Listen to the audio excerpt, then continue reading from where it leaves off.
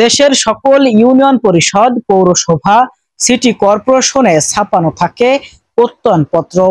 ওই প্রত্যয়নপত্রে নাম ঠিকানা বসিয়ে নিলেই হয়ে যায় ব্যক্তিগত প্রত্যয়নপত্র, যেখানে চোর থেকে শুরু করে ডাকাত, সাধু থেকে দুষ্কৃতিকারী সকলেই এভাবেই প্রত্যয়নপত্র নিয়ে থাকেন।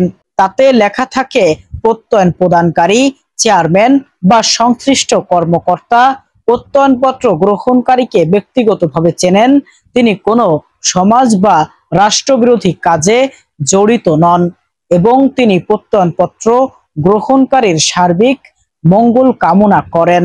তবে এবার প্রত্যয়নের ভিন্নতা দেখা গেছে ময়মনসিংহের ঈশ্বরগঞ্জ উপজেলার মাইজবাগ ইউনিয়ন পরিষদে।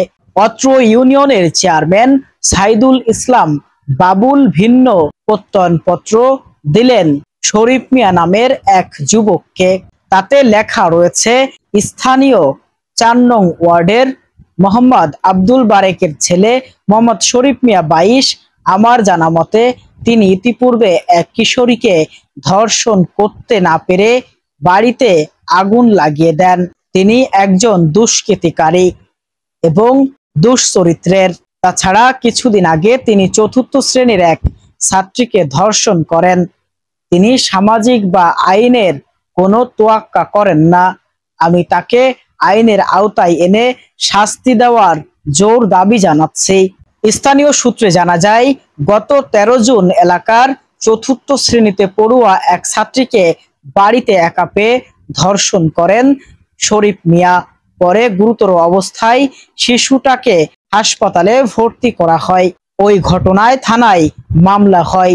ওই মামলায় শুক্রবার নারায়ণগঞ্জের রূপগঞ্জ উপজেলার একটি এলাকা থেকে র্যাব তাকে গ্রেপ্তার করে থানায় সোপর্দ করেন। এর আগে গত সপ্তাহে শরীফ মিয়াকে ধর্ষক হিসাবে প্রত্যয়নপত্র দেন ইউপি চেয়ারম্যান।